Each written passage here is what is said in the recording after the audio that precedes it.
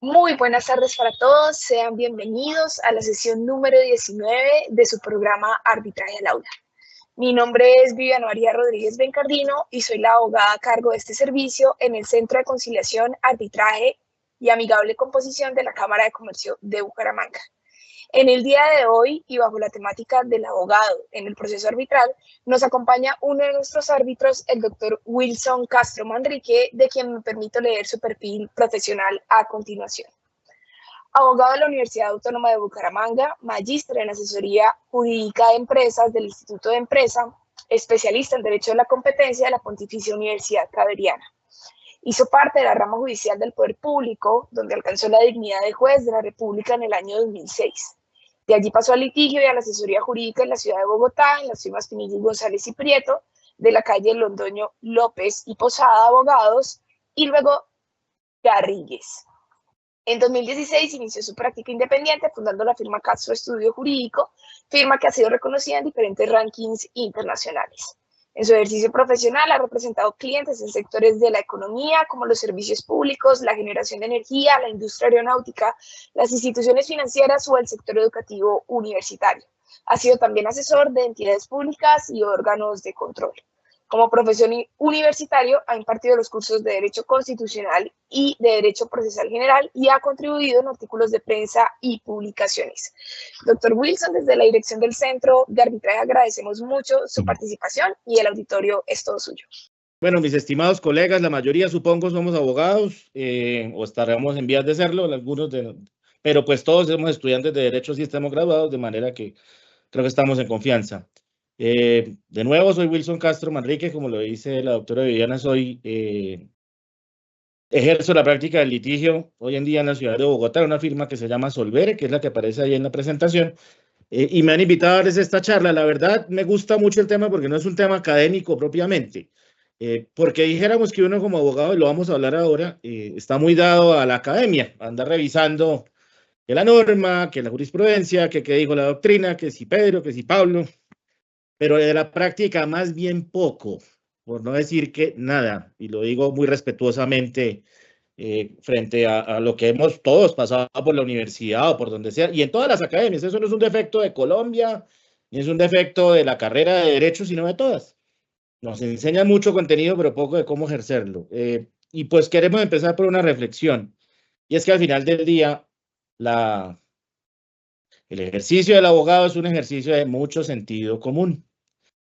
Y traemos estas dos frases que creo que le marcan bien. La primera de José Ortega y Gasset, que era un filósofo español bastante conocido, y que dejó esta frase para la inmortalidad: yo soy yo y mi circunstancia, y si no la salvo a ella, no me salvo yo. Y una, más bien, que puede sonar un poco, dijéramos, religiosa, pero no, en realidad no lo es, pues es Ignacio de Loyola, algunos le llaman San Ignacio, y él decía que había que cobrar según circunstancias de personas, tiempos y lugares, y definitivamente el litigio es eso también. Pero aún así nos encontramos historias como esta que les voy a compartir para que entremos en calor. Me voy a permitir leerla. En una apartada región en donde solo había delincuentes y un inspector de policía, cuando estos actuaban como funcionarios de instrucción, se solicitó a ese funcionario la revocatoria del auto de detención o de medida de aseguramiento que había proferido por homicidio, para lo cual el abogado hacía una extensa y profunda disertación jurídica y concluía en favor de la tesis de la legítima defensa de su cliente, citando a Ferri, Carrara, Florian y etc. El rudimentario empleado público respondió al pedimento como era la usanza, repitiendo en su auto todo lo que había producido la investigación y concluía negando, con la afirmación de no haber podido encontrar a los testigos Carrara, Florian y Ferri, que mencionaba el abogado. Y en cuanto a etc., no se sabía en la región si era persona, cosa, animal o declarante. Esto es tomado de un librito que se llama Abogados de esto y de aquello, de la abogacía, la literatura y el derecho. Una de las cosas que más nos falta sentido común, ¿qué le faltó a este abogado de esta historia? Entender el entorno en el que estaba. Ir con esa grandilocuencia de citas al por entonces un inspector de policía que seguramente también era abogado, o bueno, en el tiempo a lo mejor no lo era, Y atafagarlo con todas esas citas, lo que terminó fue causando una decisión tan chistosa como esta que acabamos de ver. Entonces, definitivamente la pregunta que nos hacemos es, ¿nos enseñan a ser abogados a nosotros, a los estudiantes de Derecho? Y la pregunta, pues, se responde diciendo que nos enseñan Derecho, pero poco a ser abogados. No nos enseñan los roles, ya lo vamos a ver, lo vamos a hablar un poco más adelante, pero de ahí es que vienen muchos de los estereotipos que nos achacan, que los abogados son deshonestos. Yo creo que todos o la mayoría saben el chiste del abogado y el canguro y el del róbalo y todos estos chistes que nos sacan a la profesión para hacernos quedar mal. Ese estereotipo que los abogados se demoran para todo y no trabajan. Ese estereotipo del abogado a mí no me explicó bien. Es que el abogado me dijo un poco de cosas raras y yo no lo entendí. Y la peor de todas, la maldición gitana, que yo creo que todos la conocen, y es que entre abogados te veré. Pero ¿por qué no nos enseñan a ser abogados? Podemos decirlo de alguna manera, no sé si crítica o no, pero un problema que muchas veces uno se encuentra es que nosotros mismos somos envidiosos en la profesión. Yo le he oído a colegas míos esta frase que pongo acá de primera. ¿Yo por qué le voy a enseñar lo que he aprendido durante tantos años a unos muchachos? ¿Para qué les voy a enseñar eso? Yo me maté muchísimo para aprender, ¿yo por qué les voy a enseñar? Algunos tendrán envidia juvenil, no sé. Pero la última, y perdóneme, y lo digo sin nombres, a mí me lo dijo un profesor un día. ¿Qué interés tengo yo en enseñarle a usted si usted sale a competir conmigo mañana? Es bastante triste, pero eso ocurre en nuestra profesión y en nuestro gremio. Esos arcanos que nos inventamos, mantengamos el secreto por allá guardado, porque pues los otros verán después cómo hacen. Es como esa, no sé si es una venganza generacional, pero no estamos enseñándole al abogado a hacerlo. Y eso, vuelvo y digo, no es exclusivo solo de la profesión de Derecho, pero estamos hablando de la profesión del Derecho. Y esto se debe a que falta algo que los españoles llaman política de asesoría, y es enseñar al abogado a ser abogado. Y eso parte de algo, los roles del abogado. No todos los abogados hacemos lo mismo. Habrá el abogado que se dedica a hacer conceptos, se dedica a hacer documentos, que se dedica a estructurar operaciones. Ese señor no tiene que ir a un juzgado jamás en su vida, y mucho menos a un tribunal de arbitramiento, que es de lo que vamos a hablar ahora. Pero bueno, eso lleva a la pregunta necesaria. ¿Tendremos claros cuáles son esos roles del abogado? Les decía, hay abogados que se dedican a la academia, muy respetable. Hay abogados que se dedican a producir escritos científicos, investigadores, se dedican al doctorado, está perfecto. Hay abogados que se dedican a la asesoría jurídica plana y simple, sin involucrar participación litigiosa ni representación de clientes. Y por último están los abogados litigantes, que, valga decir, también somos muchas veces los más vilipendiados del gremio, pero eso es otro rol diferente, no estamos claros. Yo quisiera acá hacer, y perdónenme la comparación, pero voy a usar una comparación deportiva. Si ustedes ven o recuerdan, los que pueden echar mano de sus recuerdos infantiles, cuando uno empezaba a jugar fútbol en el colegio o en la escuela, donde fuera, desde pequeño uno le veían un perfil. Y usted como que no le tiene miedo al balón, si le viene el balón duro se le mete, usted está bueno para ser arquero, usted está bueno para meter la pierna, usted puede ser un buen defensa, no, usted no es tan bueno defendiendo, más bien usted es bueno como para pasar el balón, venga, lo ponemos de 10, con el abogado no pasa eso, con los abogados no está pasando eso, no lo hemos, o por lo menos no se nota tanto en la academia que ocurra esto, ver e identificar para qué es bueno el estudiante de Derecho, dirán, el problema de él mañana cómo se gana la vida. Pero aquí terminamos teniendo otro problema, y es, eso perpetúa el agravio. Como a mí no me enseñaron, yo tampoco enseño. Y además de eso, excúsenme, queridos colegas, si lo pongo en términos tan de dinero, pero es cierto. Si hay mejores abogados, habrá mejores procesos, mejores prácticas, mejores conceptos y, por cierto, mejores honorarios. Buena parte del problema, además de la profusión, de la profesión y todos los que se han querido encontrar, se debe también a que el ejercicio, la calidad del ejercicio ha bajado mucho. No es un tema que sea lo que vamos a hablar necesariamente hoy. Hay una obra por ahí que se llama Abogados sin Leyes, si no estoy mal.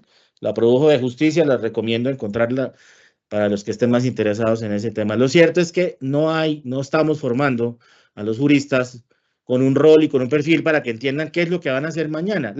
Todos creo que tenemos una historia, la gran mayoría, y los que hemos litigado, una historia, o los que litigamos, de cómo nos soltaron de a primera vez al litigio, como cuando la mamá gallina, pero la mamá águila suelta a los aguiluchos a que vuelen desde la rama, así nos pasó a la gran mayoría, o a la mamá pato que lo suelta a que naden, pero pues aunque es muy romántico y muy bonita las historias, pues es que no estamos hablando de una profesión cualquiera, es una profesión con riesgo social como es la nuestra. Entonces, después de esas reflexiones uno dirá, pero los abogados entonces, ¿para qué sirven? ¿Sí será que se justifica que haya abogados en el proceso arbitral o necesariamente en el ejercicio? Y la respuesta, colegas, es que sí nos necesitan. Somos un mal necesario si lo queremos poner en esos términos. Y esto no lo digo yo, lo dice la ley. Al menos en el proceso arbitral hay, de la integración de estas tres normas que están acá, está claro que el único que puede actuar, salvo que sean casos de mínima cuantía del proceso civil, es el abogado representando a la parte. En efecto, la ley 1563, simplemente en el artículo 2 dice que cuando por razón de la cuantía o de la naturaleza del asunto no se requiere abogado ante los jueces ordinarios, las partes podrán intervenir directamente en el arbitraje. Como habla de jueces ordinarios, tendríamos que irnos a las normas del procedimiento civil o del procedimiento general. No hay una norma en los códigos de procedimiento que diga al abogado cuándo actúa, cuándo no. Si ustedes revisan el CGP o el Código Procesal del Trabajo o incluso el Código de Procedimiento Penal, no dice eso. Y en muchos abogados han ido a la creencia de que la ley 1123 de 2007, que es el régimen disciplinario, eliminó un decreto antiguo, que es el 196 del 71, y lo cierto es que ese decreto todavía está vigente en buena parte de su articulado. En el artículo 28 señala los casos en los que se litiga en causa propia. Habría que verlo acá desde el otro lado, pero la norma dice, por excepción se podrá litigar en causa propia, sin ser abogado inscrito, en los siguientes casos. Y el segundo, que es el que aplica, en los procesos de mínima cuantía. ¿Qué es la mínima cuantía? No lo dice. Ahí sí nos tenemos que ir al Código General del Proceso, en el artículo 25, con cuyo inciso segundo se determina, cuando la competencia se determine por la cuantía, los procesos son de mayor, de menor y de mínima cuantía. Son de mínima cuantía cuando versen sobre pretensiones patrimoniales que no excedan el equivalente a 40 salarios mínimos legales mensuales vigentes. Hoy en día, esos son 52 millones de pesos. Un proceso que no exceda de esa suma puede ser llevado de manera directa, incluso en sede arbitral, por parte de la parte, por la parte de manera directa. Yo creo que muy pocos asuntos no desborden esa cuantía, pues son en los juzgados seguramente habrá muchos, pero en el proceso arbitral seguramente los hay, pero no son tantos. De manera que valdría la pena decir que en el proceso arbitral el abogado sí es muy importante, por no decir que no hay de otra manera. Necesitamos, o la parte que está inmiscuida en un asunto arbitral, con cláusula compromisoria o con pacto arbitral, pues va a tener que acudir a un profesional del derecho. Ubicados ahí, la primera reflexión que uno hace es, y lo he oído mucho en el colegaje o en los colegas, es si es diferente el litigio arbitral al litigio judicial. Yo no tengo la respuesta. O bueno, podría decir que sí, pero también puedo decir que no. Lo que sí puedo encontrar son similitudes y diferencias. Y voy a arrancar por las similitudes. Al final los dos son procesos judiciales. ¿Por qué? Que los árbitros al final son jueces, solo que jueces habilitados por las partes. Las mismas características de un juez.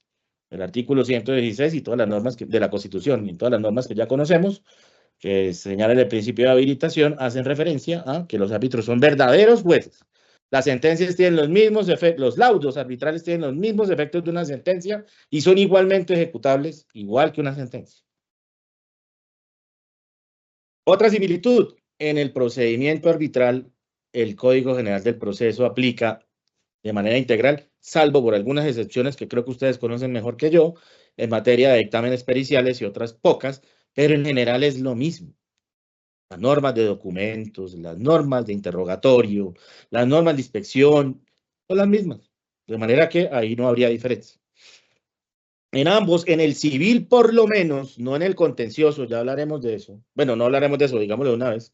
En el civil, por lo menos, la actuación es oral. ¿Por qué no incluimos al contencioso? Yo creo que todos somos conscientes de que la ley 2080 del 2021 aniquiló al proceso de lo contencioso administrativo en lo que tiene que ver con la actuación oral. La gran mayoría de los procesos en lo contencioso administrativo en la actualidad se están llevando por vía escritural, y la parte de alegatos, que era la parte oral, se está sustituyendo por alegatos escritos con el fundamento en la norma del 180 y siguientes por allí del CEPACA, que dicen que si el juez lo considera, puede saltarse la audiencia inicial y la audiencia de pruebas y simplemente sacar el asunto a alegaciones por 10 días y dictar sentencia escrita. La gran mayoría de los asuntos en el contencioso están así, de manera que ahí sí hay una apertura absoluta o un rompimiento de aguas con ese régimen, pero en civil sí estamos en la oralidad. Claro, habrá unos casos donde no, pero son más reducidos. Y por último, en el arbitraje, en el proceso civil y en el contencioso también, las etapas escritas son, por no decirlo, las mismas. Demanda, contestación, excepciones previas, todas esas actuaciones, llamamiento en garantía, son actuaciones escritas. De manera que hasta ahí estamos hablando de procedimientos y litigios similares. ¿Dónde hay diferencias? ¿Dónde estarían las diferencias? La primera, en el arbitraje, la oralidad es mucho más profunda, excúsenme. En el arbitraje, en el procedimiento civil que dijéramos que es el que tenemos más cerca, pero en el contencioso también, y sobre todo en el civil, diría yo, por lo que les acabo de decir, de que la oralidad ya en el contencioso está básicamente aniquilada.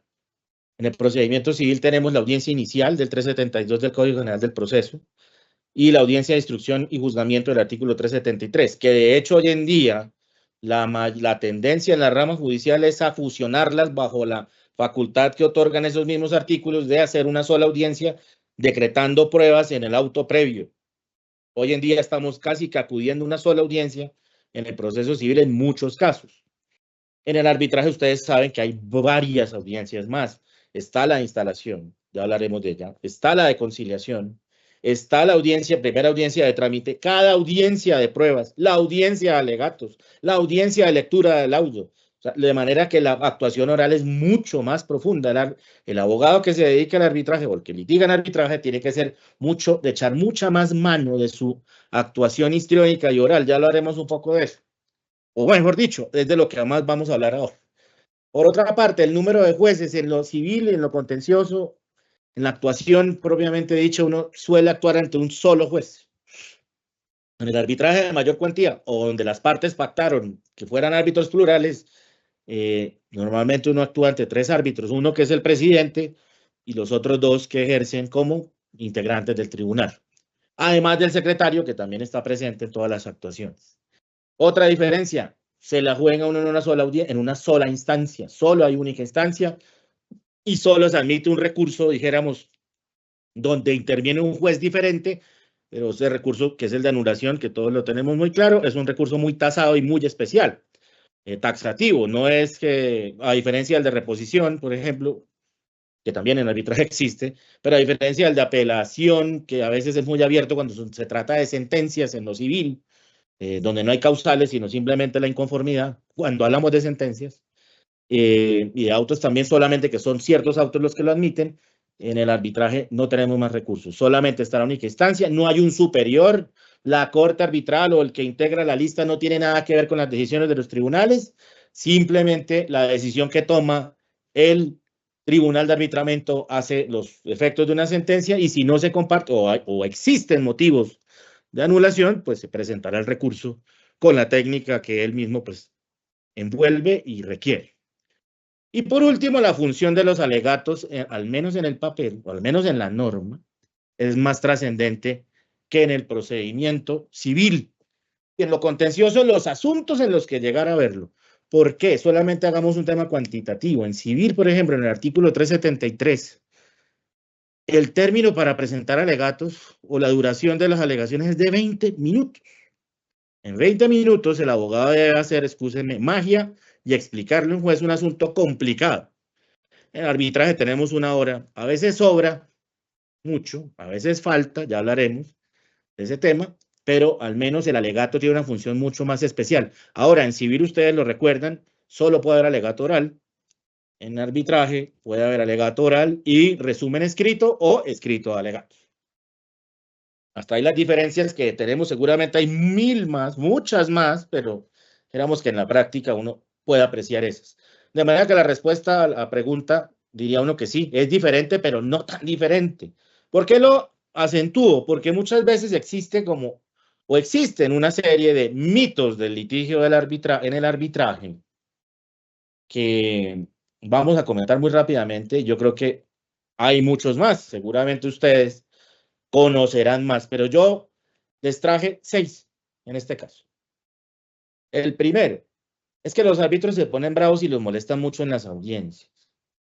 Entonces, el litigante que no ha estado mucho o el que llega por primera vez, le da pena hablar en el tribunal porque es que como los árbitros están ahí, yo molesto tanto, entonces de pronto se ponen bravos.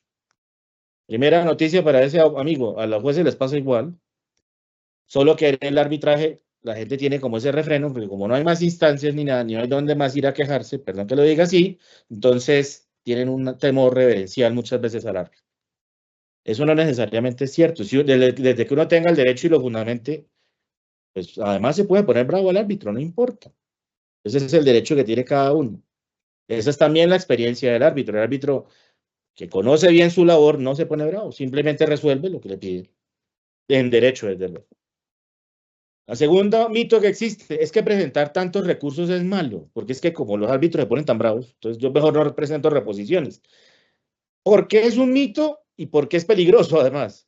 Es un mito porque todas las decisiones de los mismos árbitros cuando resuelven y cuando informan el sentido de su decisión, indican a las partes, esta decisión está susceptible, puede ser recurrida, está a consideración de las partes para que hagan lo que consideren, pues, o sea que ellos están esperando que alguien presente recursos, de manera que eso no es necesariamente cierto. Pero además una cosa, estimados colegas, los que son litigantes y también a los árbitros, es que si yo no agoto el recurso y yo mañana quiero presentar una acción de tutela por causales de procedencia, en el caso de lo que antiguamente la Corte llamaba vías de hecho, uno de los exámenes que va a hacer el juez de tutela es, ¿y usted sí recurrió?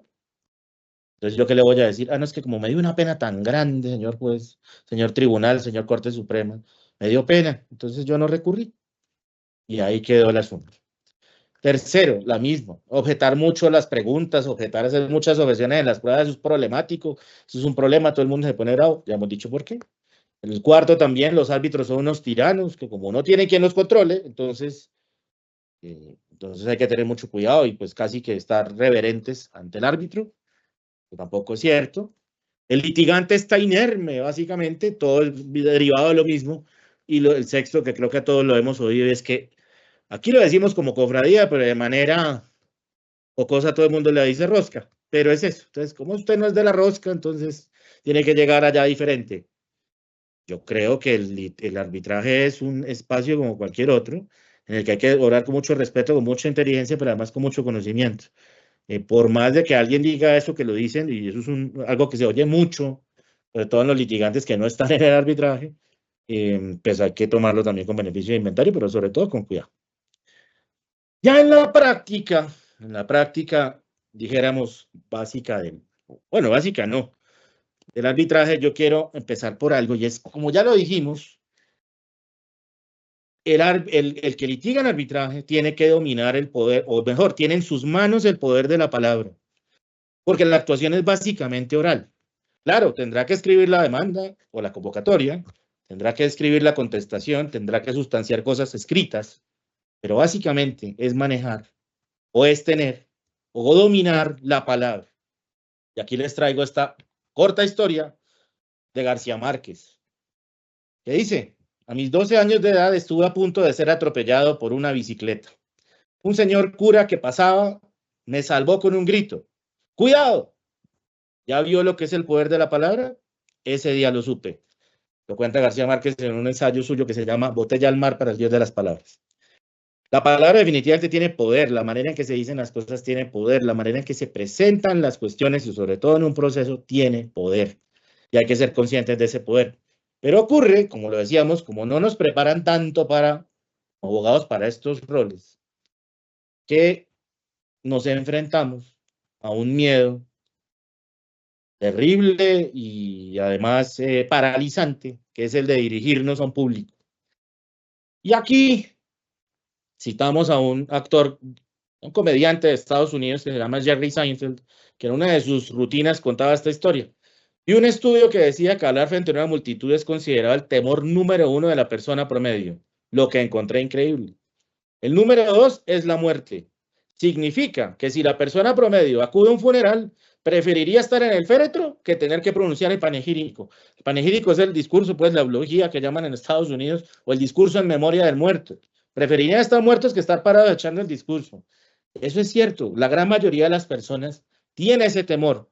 Y yo les cuento, tengo colegas que les da pavor ir a una audiencia. Conocí a una colega, hoy en día muy exitosa también, una gran abogada que respeto mucho, pero en su momento cuando trabajábamos juntos me dijo, mira, a mí no me vaya a ir a una audiencia nunca.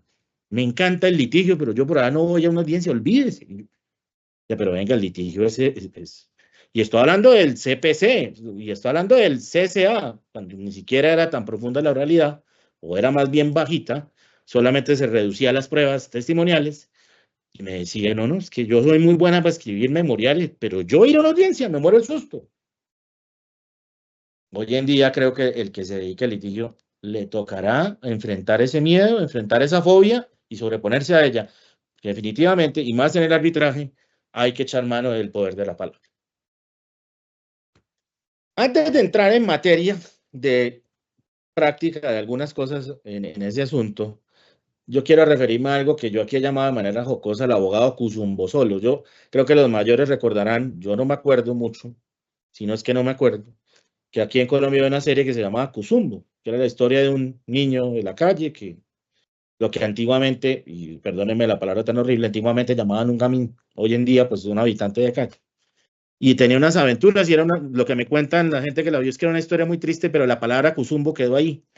Yo me puse a pensar por qué hablarán del Cuzumbo solo, porque le he oído el término y me encontré con que el Cuzumbo es este animalito tan lindo que está acá, es una especie de un animal, no sé cómo está clasificado exactamente, pero es muy propio de Colombia y revisando historias vi que el término Cuzumbo solo, que es muy de la cultura antioqueña, lo usaba Robledo y lo usaba Carrasquilla y estos autores de esa época, se refiere a un animal que básicamente vive solo y ensimismado mirando hacia abajo, como la carita que le ven al Cuzumbo.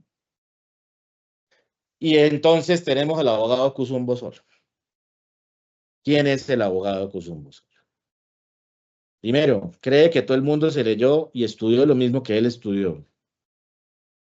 Entonces llega al llega a la audiencia o llega al tribunal o en general a la actuación y cree que todo el mundo le está entendiendo, que es la segunda categoría, la segunda característica. Cree que todo el mundo le entiende el rollo. Y por último, está tan ensimismado en su asunto que le cuesta salirse de él y pensar fuera de la caja. Yo le añadiría una frase que decía, o una parafrasería algo que decía, creo que era Einstein, o puede que no lo haya dicho él, pero o se lo atribuyen a él. Y es que cuando uno entiende bien algo, lo explica fácil. Y este abogado que aquí ponemos, pues muchas veces puede que sea justo con él porque estudia mucho, pero como está ensimismado, no es capaz de explicar. Y se enreda. Y eso obviamente trae muchos problemas a la hora de la práctica en el litigio en general y sobre todo en el arbitraje. Entonces, hay que evitar ser cuzumbosolos, hay que evitar pensar que todo el mundo está en la misma sintonía de uno, porque cuando uno está litigando, uno tiene que hacer que el juez, en este caso el árbitro, le entienda su dolor y le entienda el asunto que uno le está exponiendo. Y eso no lo va a uno lograr si no transmite las cosas bien. Decíamos entonces, la palabra es el principal instrumento del abogado en el arbitraje y como cualquier habilidad se puede entrenar esa habilidad. Es una habilidad que admite entrenamiento. ¿Cómo? Hay cursos, hay libros muy famosos, no sé qué tan revaluados estén. Hay uno de Dale Carnegie muy famoso que hablaba de cómo hablar en público, pero pues hoy en día entiendo que está muy revaluado.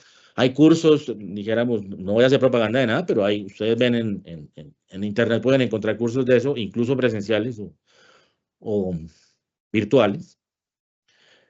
Pero los quiero dejar con una reflexión de un autor que suena acartonado, aburrido, desgastante, sobre todo para los que le tienen cierta aversión al derecho penal, que era Enrico Ferri. ¿Quién era Enrico Ferri? Antes de mostrarles la cita, Enrico Ferri fue el maestro de derecho penal, o uno de los maestros de derecho penal de Jorge Eliezer Gaitán, que pues, como todos saben, la leyenda de Gaitán dice que él era un gran abogado penalista, y que de hecho el día anterior a su asesinato había defendido con éxito a un militar que había sido, según la historia o según el mito, injustamente acusado. Ya eso será otra historia para que la investiguemos más en el futuro. Pero pues Gaitán se decía, había aprendido lecciones de Enrico Ferri. Enrico Ferri en Derecho Penal, insisto, es una de las voces más, o fue en su día, una de las voces de la escuela positiva, o el positivismo penal, y pues era muy respetado en su época, pero además era un litigante impresionante. Él tiene un libro que se llama Defensas Penales, donde se vierten a escrito o están escritas las defensas orales que él hizo, o algunas de las defensas, todas no, algunas, muy exitosas. Y en la parte inicial de ese libro, él hace una introducción y presenta esto que a mí nunca se me ha olvidado, y es esta historia que está aquí. Estando entonces en Pisa, en Italia, donde está la torre, no pensaba aún en la abogacía, sumergido por completo en la idea de conquistar, a pesar de mi heterodoxia científica, una cátedra universitaria.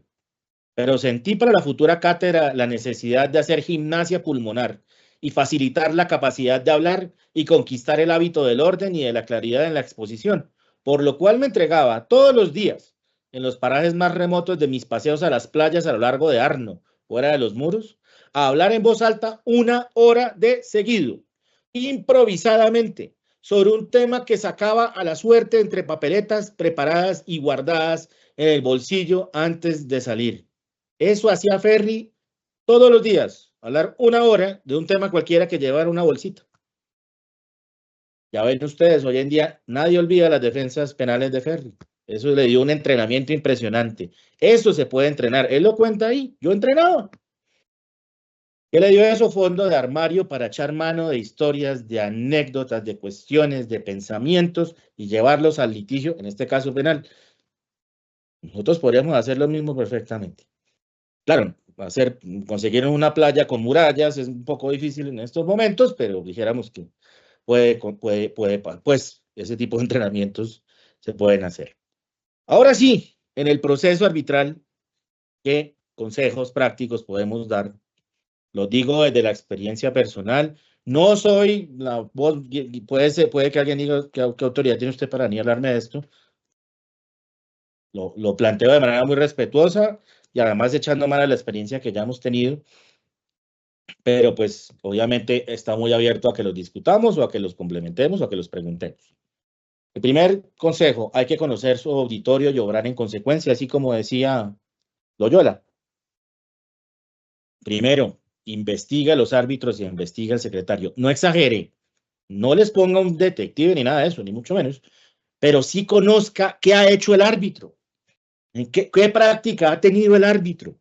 ¿Es litigante más que todo? ¿Fue juez? ¿Fue magistrado? ¿Da clases? ¿Qué obras ha escrito? Yo he tenido la fortuna de tener muy grandes doctrinantes y exmagistrados muy connotados en los tribunales de arbitraje, y a veces uno también tiene que saber cómo se toman las cosas ellos. Hay árbitros a los que no les gusta que los citen a ellos mismos. Eso solo lo van a saber si ustedes preguntan o averiguan un poco más. Hay otros a los que les parece chistoso. Yo tuve alguna vez un tribunal de un tema de seguros y uno de los 3 árbitros era autor de seguros y yo lo cité. Y como uno de los señores árbitros lo dijo en una obra, aquí le traigo esto. Y unos minutos antes de entrar a la lectura del laudo me dijo, oiga, me gustó mucho el alegato, además me hizo reír que me citara a mí. Bueno, pasó como un chascarrillo. También hay que estudiar a la contraparte, desde luego, por la misma razón, para saber qué tesis tiene o por lo menos entender o sentir para dónde viene la manera en la que va a actuar.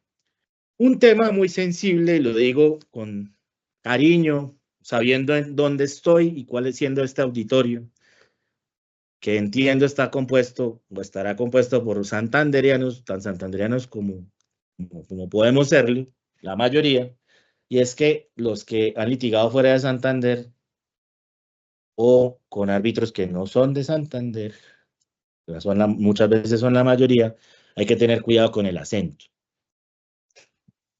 Me ha pasado muchas veces que a veces se toman a mal el acento santanderiano. Se lo toman a regaño, se lo toman a altanería, Obviamente lo que acudía a decir es, excúsenme, yo no estoy, ni estoy atropellándolos, hago lo posible, pero es mi acento, no tengo, ¿qué puedo hacer? Lo que pasa es que obviamente nuestro acento santanderiano está muy vilipendiado lastimosamente y no suena musical como el paisa, o como el costeño, o como el bayuno. Entonces, a veces tenemos problemas por eso, pero hay que entenderlo también y en su caso explicarlo. Sobre todo mucha gente, muchos del interior, más allá de Santander, a veces se toman mal y también de otras partes se toman mal a veces el acento. De manera que hay que tener mucho cuidado con eso y conocerlo también, para ver cómo pasa o no pasa. Por último, otro punto importante, la sindéresis.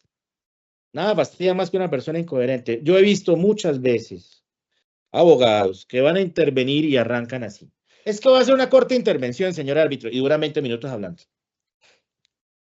Si es corta, es corta. Si es larga, diga, es larga. Voy a durar tanto. No engañe ni al tribunal, ni a las partes, ni a los demás. Eso es muy fastidioso y eso le puede, no acarrear sanciones, ni mucho menos, porque el derecho a hablar lo tenemos todos. Pero sí puede empezar a fastidiar un poquito y empezar a causar cansancio. Y hay algunos comportamientos admisibles en lo judicial que en lo arbitral no caen bien y al contrario. Yo lo traigo, un solo ejemplo, las fórmulas de saludo. En la rama judicial es muy normal hablar del honorable magistrado, señoría, señor juez, la reverencia, con su venia, señor juez, con su venia, señores magistrados. A veces en el arbitraje eso no es tan necesario. Habrá algunos que están acostumbrados, sobre todo los que fueron jueces, pero hay unos a los que no les gusta tanto eso. Simplemente señor árbitro o señor presidente y basta con eso. A veces esa salamería, perdón que lo diga así, esa puede ser empalagosa. Entonces hay que también tener cuidado con esas fórmulas reverentes que a veces sí definitivamente en lo judicial están muy enquistadas. Hay jueces que, de hecho, les cuento algo que no lo he visto en Colombia, pero en España, por ejemplo, hay una norma que dice cómo se les llama a los jueces de acuerdo al grado. Ilustrísimo, si es del Tribunal Supremo, excelentísimo, si es de no sé dónde ahora mismo no recuerdo las fórmulas, pero hay una norma que dice cómo. En Colombia tenemos una norma que dice cómo se le debe dirigir a una presidenta de la República, por ejemplo. Se imaginarán lo de sueta y lo muy recogida que está, pero está vigente. Bien, ya en el arbitraje propiamente dicho, algunos consejos no de la gestión, de la actuación. El fondo no lo voy a tocar acá, el fondo cada uno verá cómo lo hace. Pero, al menos en las audiencias de la parte inicial del trámite arbitral, la primera, la instalación, consejos prácticos obviamente, cosas que no ocurren en lo judicial. Y me gusta marcar mucho ese paralelo porque el arbitraje, ahí es donde se ven las diferencias. En lo judicial, ¿qué ocurre? Sale el auto admisorio, me lo mandan por escrito, yo simplemente lo veo y si lo quiero recurrir, tengo 3 días. En el arbitraje, ustedes saben que eso no pasa necesariamente de la misma forma. A mí me leen el auto en la audiencia. Señores, mucho cuidado con el auto admisorio, con el que inadmite e incluso con el que rechaza, porque ahí, usted debe estar en la audiencia, si acude a la audiencia como debe ser, debe actuar. Entonces, muchas veces uno, sí, ahí leyeron un auto, bueno, sí, dijo algo, no, me llevé el auto. Ha debido decir algo, pedir la aclaración, pedir la complementación del auto, la adición del auto, que es el término legal. Hay que estar pilas del auto admisorio, de la demanda arbitral o de la convocatoria. Mucho cuidado con eso. Eso en lo judicial no ocurre. Como les digo, a mí como demandado me llama el cliente, mire, le mando un auto admisorio que me llegó ayer. Bueno, ya lo leí, muy bien, vamos a meterle recursos. No le meto. En el arbitraje eso no pasa de la misma manera. En la audiencia de conciliación, poco les puedo decir de cómo hacer una conciliación porque creo que aquí hay muchos más expertos que yo. Lo que sí pasa es que muchas veces en el arbitraje no se concilia. Y entonces, ¿qué ocurre? Hay que seguir con el proceso. Y es cuando llega la parte bonita para el árbitro y es cuando dice cuánto va a cuánto ascienden los honorarios del tribunal. Y aquí, mis queridos colegas, lo digo con mucho respeto, se nos ven las costuras la gran mayoría de las veces a los abogados que no pasamos por clase de derecho tributario como somos la mayoría. Y es porque vaya, explíquele al cliente cómo es que le toca pagar los honorarios, si con retenciones, si con el IVA, si sin el IVA, si la retefuente, si no. Y el cliente obviamente le pregunta, pero doctor, ¿usted sabe? ¿Y qué ocurre la mayoría de las veces? Uno ni se acuerda, uno no sabe. Y eso muchas veces hay que aclararlo. Yo estaba en varios tribunales donde el secretario es juicioso y les dice a las partes, mire, las cuentas son estas, tanto de retención en la fuente, este árbitro es responsable o no responsable de IVA, este árbitro es responsable o no responsable de facturación electrónica. Todo eso hay que tenerlo repasado porque como no va a haber conciliación la mayoría de las veces, pues va a salir el auto de gastos y de honorarios y después, excúsame la expresión que voy a usar, hacer el oso de decirle al cliente, oiga, es que nos faltaron 100 pesos porque como no hicimos la retención bien, entonces se declaró mal pago el arbitraje. Y eso es porque no repasamos impuestos. Entonces, el consejo ahí, repasemos impuestos, tengamos muy claro y averigüemos. Y vuelvo y digo, no exagerar, pero pues los árbitros tienen que decir sus condiciones tributarias. Yo facturo por una empresa o yo facturo persona natural, como sea. En la primera de trámite, que es donde se decretan las pruebas del proceso arbitral. Mucho ojo con las pruebas decretadas y sobre todo con las que no son decretadas. Hay como una especie de, dijéramos, de latiguillo o de frase al uso que dice que las pruebas decretadas no tienen recursos. Eso no es cierto. La prueba decretada tiene el de reposición. La decretada. La de oficio es la que no tiene recursos. Y aún así, el auto que decreta pruebas de oficio es susceptible de adición, de aclaración de los otros remedios procedimentales. Entonces, hay que tener cuidado con las pruebas porque incluso y hay una fuente importante de tutelas y es cuando se deniegan pruebas. Entonces, si a usted le denegaron una prueba y no recurrió o no dijo los motivos en el tribunal, mañana va a presentar tutela y le van a decir, ¿y por qué no le dijo al tribunal todo eso? Distinto es si yo se lo digo, el tribunal me lo niega. Pero sí, me voy directamente a tutela y me dicen, bueno, ¿y usted el tribunal le contó? ¿Le dijo que no estaba de acuerdo por esto, por lo otro? Y perdimos la posibilidad de tener una prueba que es importante. Otro tema importantísimo, yo decía hace un rato, el Código General del Proceso es para aplicarlo y además en pruebas se aplica totalmente. Bueno, salvo algunas contadas normas que acaban complementando en el tribunal, en los procesos arbitrales, pero una cosa que ocurre mucho, por ejemplo, es que la prueba de testimonios, y esto no es de los árbitros, esto es de todos los operadores, la decretan mal o la decretan sin razón. ¿Por qué? Si ustedes van y miran el artículo 212 del CGP, dice que para pedir el testimonio hay que indicar domicilio del testigo, dónde ubicarlo. De hecho, la ley 22.13 incluso dice que hay que poner el correo electrónico hoy en día si lo tienen, pero además dice algo, señalar sucintamente, pero de manera concreta, los hechos objeto de la prueba. Y muchas veces ustedes ven que muchos abogados, colegas, simplemente dicen, cíteme a Pedro Pérez para que hable de los hechos de la demanda. Esa prueba está mal pedida. ¿Por qué? Y ustedes dirán, pero qué ridículo es yo ponerme a molestar por eso. No es ridículo, por una razón, y es porque aunque supone que el legislador es sabio siempre es una entelequia, sí tiene un sentido, y es para que yo sepa quién es el testigo y de qué va a hablar, y no me sorprenda, y no me afecte mi derecho de defensa. De manera que si una demanda, e incluso he visto demandas donde ni siquiera dicen los hechos, ¿sí? Llámeme a Pedro, a Pablo, a José, a María. Uno tiene todo el derecho de decirle, en este caso al tribunal, no deniega el decreto. ¿Por qué traen un testigo del que no me dicen para qué va a hablar? Yo no sé qué va en la absoluta indefensión frente a ese testigo, que no sé qué va a decir. Me lo sacaron de la manga. De manera que hay un consejo muy práctico es, alcen la mano, opónganse a eso. Ya si lo quieren decretar, bueno, ya veremos qué efecto tiene eso más adelante. Muy bien. En las audiencias de pruebas, ustedes saben que casi que por cada prueba hay una audiencia, cuando son tribunales muy enredados o muy grandes, pero pues dijéramos que aquí tratamos de condensar los consejos que pudiéramos dar de cada uno de los medios de prueba. Primero el testimonio. Yo creo que todos celebramos mucho una sentencia de la Corte, ahora no recuerdo el número ni la fecha, pero la Corte Suprema en una tutela reciente sí dijo que, o dio a entender que preparar a los declarantes no es pecado e incluso es deseable. ¿Por qué? ¿Y a qué obedece? Esto es una mentira que nos echamos toda la vida todos en el litigio y es que que uno al testigo nunca hablaba con él antes. Él no sabe quién soy yo no sé quién es él. Eso es mentira. Todo el mundo habla con el testigo antes y no es pecado. De hecho, lo que la Corte dice es bueno que los preparen, bueno que les expliquen, porque así la declaración es más rica y más concreta. Pero el consejo práctico es, por lo menos, si no le va a echar todo ese cuento, que además está mal coreografiarlo tanto, porque eso sí es dañar la prueba, explíquele un temita importante, el juramento. La gran mayoría de las personas que declaran nunca han sido testigos.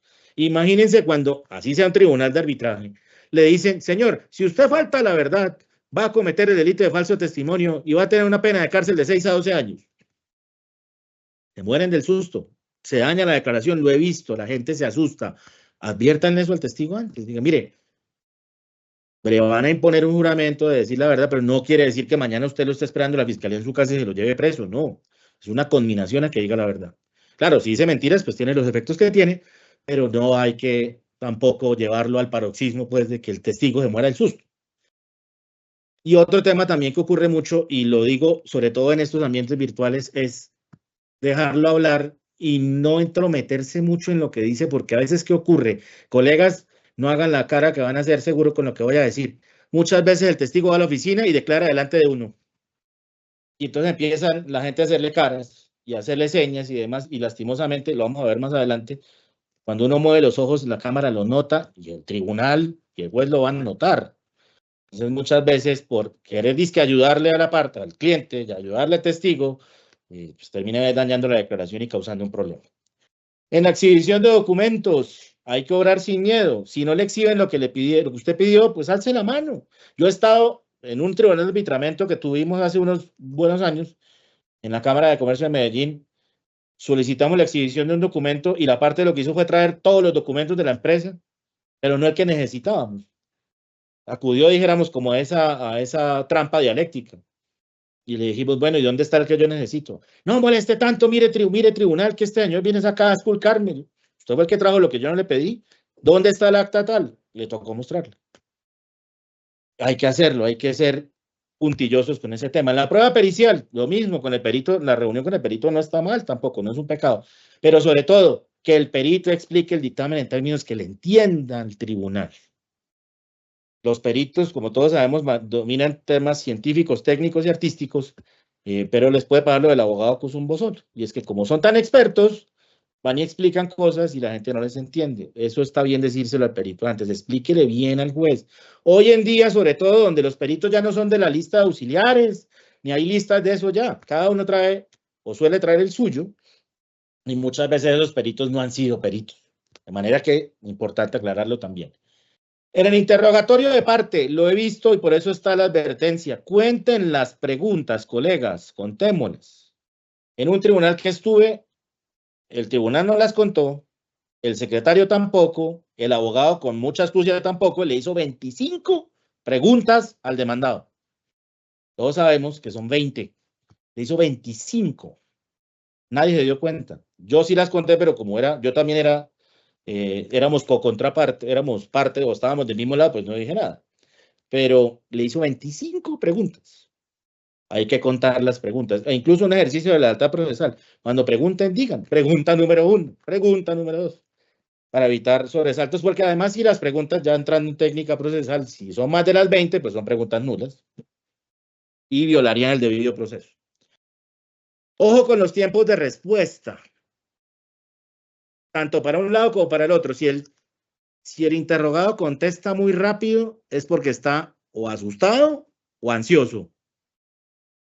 Y por el otro lado, si se demora mucho para contestar, perdónenme la expresión, o porque le están soplando, o porque definitivamente está ganando tiempo para algo que no necesariamente es bueno. Entonces, también hay que tener mucho cuidado con los tiempos de respuesta. Y lo que les decía, los ojos siempre delatan. En una transmisión de esta siempre se nota cuando uno está mirando para arriba, mirando para el otro lado, se nota. Tengan mucho cuidado con sus clientes y pues también con las contrapartes cuando hagan eso, de decirle con mucho respeto al tribunal, oiga, por favor me aclara usted con quién está. De hecho, en algún tribunal que estuve, le hicieron mostrar la cámara de dónde está. Muéstrame dónde está. Para yo saber usted con quién está. Está perfecto y está muy bien hacerlo. Ya casi por el tiempo vamos a seguir hacia adelante con unas pocas cosas más. El tema de los alegatos de conclusión, que yo la verdad le tengo mucho cariño a ese asunto y que espero no aburrirlos mucho con esto. Pero el tema arranca de algo. Hay que ensayar los alegatos, señores. En el arbitraje el alegato es muy importante. Nos dan una hora. Una hora cuando uno tiene poco para decir es mucho tiempo. Entonces, en 10 minutos dice uno todo el cuento o cree que lo dijo. Es muy poco cuando uno no es cuando el tema es largo, es cuando uno no sabe qué va a decir. El que va a divagar una hora le queda corta, y más a los abogados, imagínense.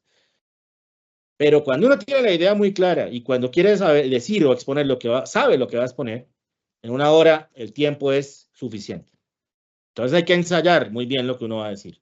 Ojo con el lenguaje. Es preferible ser claros a floridos. No se pongan a hablar, pues es una sugerencia, cada cual tendrá su estilo. Pero hablar del brocardo, para hablar del latinajo, hablar del estatuto mercantil. Hablemos claro, que mientras más claro, más nos entendemos, y eso lo agradecemos todos los que estamos ahí. Muchas veces el cliente lo acompaña uno a los alegatos. Doctor, yo quiero ver cómo le van esos alegatos. Bueno, imagínense uno hablando por allá del periodo prejustinianeo, y pues, obviamente con mucho respeto para los que dominan también ese arte perdido que es el derecho romano, pero pues las normas son las que están ahorita, no las de Roma. Las guías visuales siempre son bienvenidas, como esta que estamos usando acá. Muchos árbitros las agradecen mucho.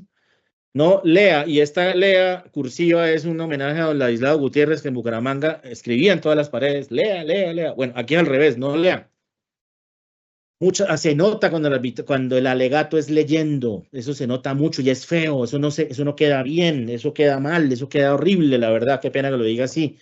Salvo que sea necesario leer una cita, como lo hemos hecho acá en algún par de asuntos, pero trate de no leer. Es más natural no hacerlo. Obviamente hay que tener unos talking points como los que estamos usando acá, o unos punticos de los que agarrarse, pero no leer.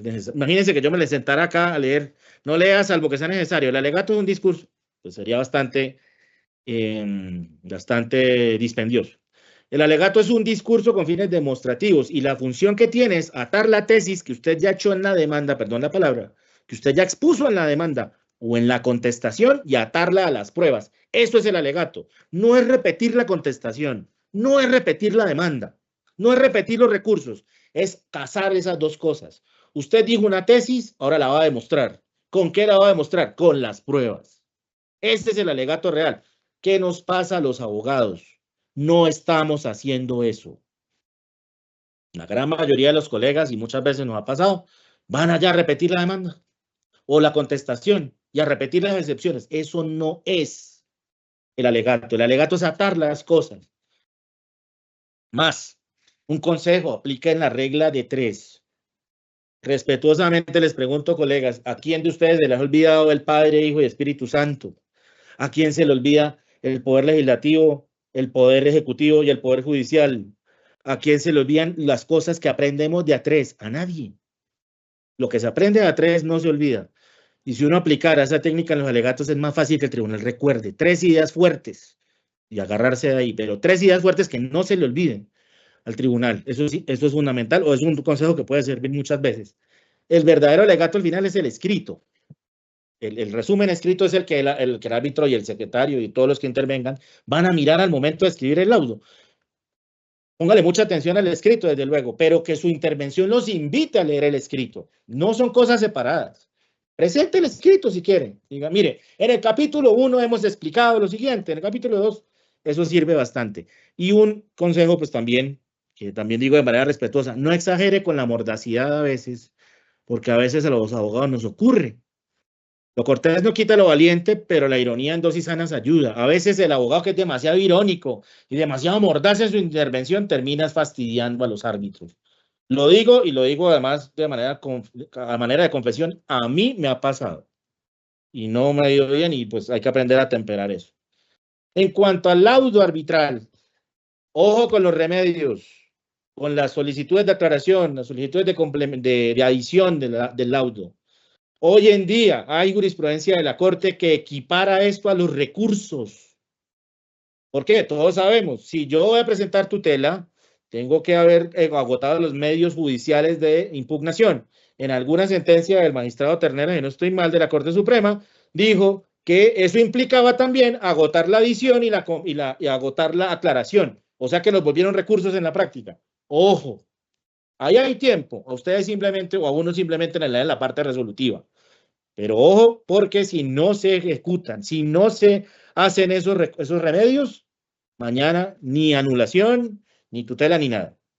Para finalizar, muy cariñosamente, colegas, la contraparte es un opositor o un contrincante, pero no es un enemigo. Es un colega que está haciendo el mismo trabajo que usted. Antes que le pagan por estar en contra suya. O su labor es estar en contra de mi cliente, pero no es personal, muchas veces. Habrá casos donde lo sea, no lo niego, pero la mayoría de las veces no. Él está trabajando de manera tan honrada como usted lo hace. Duro con el problema y suave con la persona. El colegaje al final no sobra. Como dice el dicho, arrieros somos y en el camino nos encontramos. De manera que muchas veces uno ve mucha animosidad entre las contrapartes, se insultan, después se miran mal. No, el arbitraje además tiene algo muy bonito y es que es muy cercano. Las partes pueden ser muy cercanas. Yo, de hecho, tengo buenos amigos con los que he sido contraparte. Y eso no está mal, pero no hay que ser ingenuos. El hecho de que uno sea amigo del otro lado, del abogado con el que comparte lado o el que comparte postura procesal, no quiere decir que le va a ayudar tampoco. Hay que ser un poquito más despiertos en eso, pero bueno, eso ya cada cual lo verá según su experiencia. Colegas, y sobre todo al centro, muchas gracias por invitarme a esta corta disertación, a esta exposición. Si llegaron hasta acá y no se durmieron, les quiero dar muchísimas gracias, expresarles mi agradecimiento por atendernos y pues esperamos que lo que dijimos acá les resulte útil o por lo menos lo recuerden, así sea con una sonrisa. Mil gracias. Muchas gracias, Viviana.